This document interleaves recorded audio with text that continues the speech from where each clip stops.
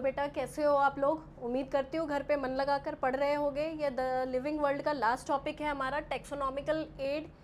कुछ बच्चे होंगे जो बोलेंगे कि बुक में तो कहीं पे भी मेंशन नहीं है इस टॉपिक के बारे में। बेटा तो मैं आपको बता दूं, सीबीएसई ने इस टॉपिक को हटा दिया है अपने सिलेबस में से, लेकिन नीट के सिलेबस में ये अभी भी है।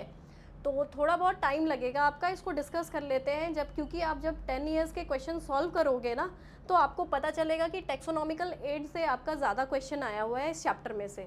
तो आओ चलो स्टार्ट करते हैं हम टेक्सोनॉमिकल एड्स के बारे में। तो टेक्सोनॉमिकल एड्स का मतलब मैं आप लोगों को बता दूं कि ये एड्स का मतलब क्या होता है, जो हमारी किसी चीज़ में हेल्प करे। तो वैसे ही आपका टेक्सोनॉमिकल एड्स है बेटा, जो क्लासिफिकेशन में क्या करता है, आपको हेल्प करता है।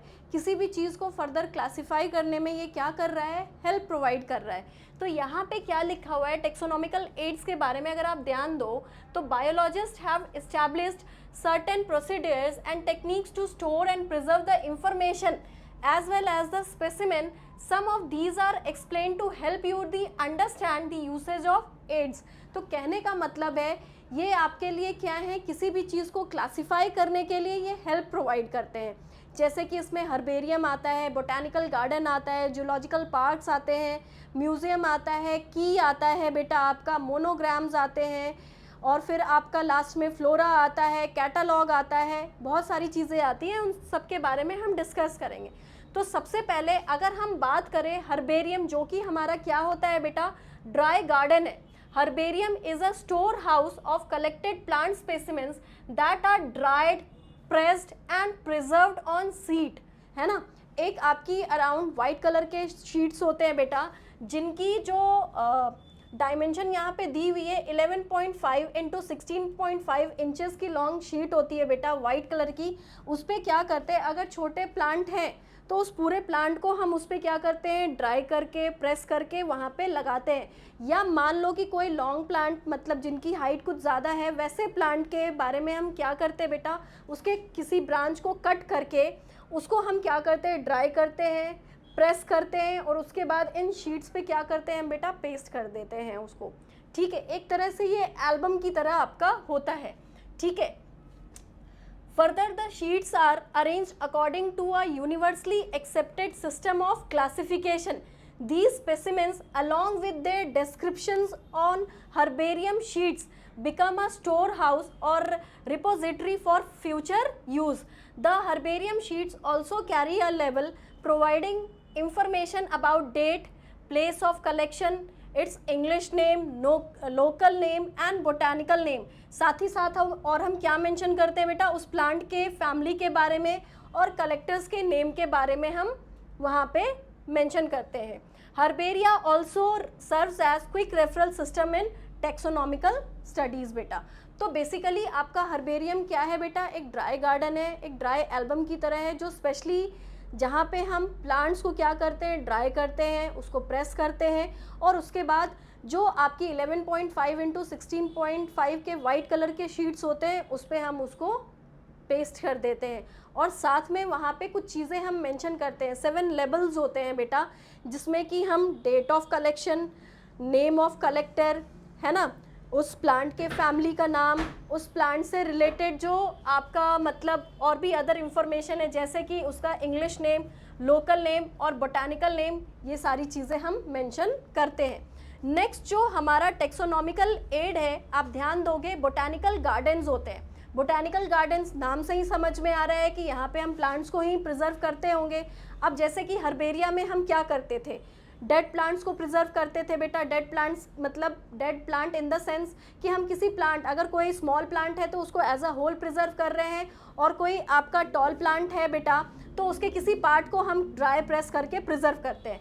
वैसे ही बोटानिकल गार्डन में हम क्या करते हैं बेटा, the specialized gardens have collection of living plant. यहाँ पे हम लाइव प्लांट्स को कलेक्ट करते हैं बेटा for reference. Plant species in these gardens are grown for identification purposes and each plant is labelled indicating its botanical scientific name. और साथ ही साथ हम यहाँ पे क्या मेंशन करते हैं बेटा, उसकी फैमिली, यहाँ पे डेट, कब हमने उस प्लांट को वहाँ पे लगाया या कौन लेके आया, उसका लोकल नेम एज सच हम मेंशन नहीं करते। यहाँ पे सिर्फ उसका क्या मेंशन होता है, बोटानिकल नेम, साइंटिफिक नेम और उसकी फैमिली। अब देखो जो फेमस बोटेनिकल गार्डन है वो कहाँ पे है आपका, क्यू इंग्लैंड में है। इंडियन बोटेनिकल गार्डन आपका कहाँ पे है, हावड़ा में है। और जो हमारा नेशनल बोटेनिकल रिसर्च इंस्टीट्यूट है वो कहाँ है, लखनऊ में है। ये सारे इंफॉर्मेशन आपको याद रखने होंगे, ठीक है। नेक्स्ट हमारा जो आपका बेटा टेक्सोनॉमिकल एड है बेटा, वो क्या है, म्यूजियम। म्यूजियम एक शॉर्ट में आपको यहाँ से समझाने से पहले मैं बता दूँ, म्यूजियम में हम क्या करते हैं बेटा, प्लांट और एनिमल्स दोनों को ही प्रिजर्व करते हैं, ठीक है। लेकिन प्रिजर्व कैसे करते हैं, एक या तो लिक्विड फॉर्म में करते हैं या तो हम ड्राई, ठीक है। जो लिक्विड वाला होता है बेटा उसमें फॉर्मेलिन हो गया, है ना, या फॉर्माइल एसिटिक एसिड में हम क्या करते हैं, प्लांट और एनिमल स्पेसिमेन को हम प्रिजर्व करते हैं। और ड्राई मतलब जैसे बोन्स हो गए या इंसेक्ट्स वगैरह को क्या करते हैं बेटा, इंसेक्ट बॉक्स में पिन लगा करके हम प्रिजर्व करते हैं। तो इस तरीके से म्यूजियम में आपका प्रिजर्व किया जाता है। अब देखते हैं म्यूजियम के बारे में क्या लिखा हुआ है। म्यूजियम क्या है आपका, biological museums are generally set up in educational institute, कहाँ पे, जैसे कि स्कूल हो गए, कॉलेजेस हो गए। Museums have collection of preserve plant and animal specimen for study and reference. Specimens are preserved in the containers और jars in the preservative solution. आप लोगों ने अपने स्कूल के लैब में देखा होगा बेटा, कैसे हम फॉर्मेलिन को हम जार में डालते हैं बेटा, थोड़ी स्मेल भी उससे थोड़ी अजीब सी आती है, आप लोगों ने देखा होगा। उसमें कई तरह के स्पेसिमेंस वगैरह होते हैं, चाहे एनिमल से रिलेटेड हो, प्लांट है, उसको डाल करके हम प्रिजर्व करते हैं, है ना।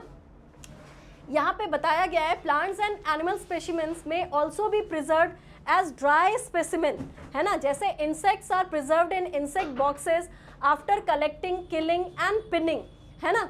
And large animals and birds and mammals are usually stuffed and preserve. Museum often have collections of skeleton of animals too. तो म्यूजियम सिर्फ आपका बेटा एजुकेशनल पर्पस के लिए नहीं होता। यहाँ पे आप देखो हम म्यूजियम घूमने के लिए भी जाते हैं, ये आपका क्लासिफिकेशन में भी हेल्प कर रहा है ना। इसके बाद जो हमारा टेक्सोनॉमिकल एड है बेटा, वो जियोलॉजिकल पार्क है ना। These are places where wild animals are kept in protected environment under human care and which enable us to learn about their food habits and behavior. All animals in a zoo are provided as far as possible the conditions similar to their natural habitat. Children love visiting these parks commonly called zoos. तो zoos या zoological park में क्या होता है बेटा, एक हम ex situ conservation करते हैं।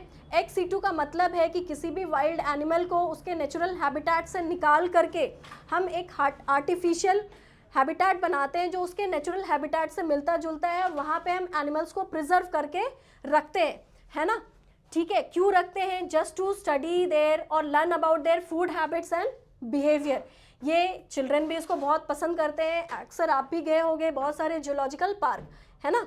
अब जो नेक्स्ट हमारा टेक्सोनॉमिकल एड है बेटा, वो है आपका की पहले यूज़ किया जाता था, बट अब इसको यूज़ में नहीं है क्योंकि ये बहुत ज़्यादा एनालिटिकल इन नेचर है, मतलब बहुत ज़्यादा इंफॉर्मेशन इसमें होता है। तो देख लेते हैं की के भी बारे में हम, चलो की के बारे में थोड़ा सा हम देख लेते हैं क्या है।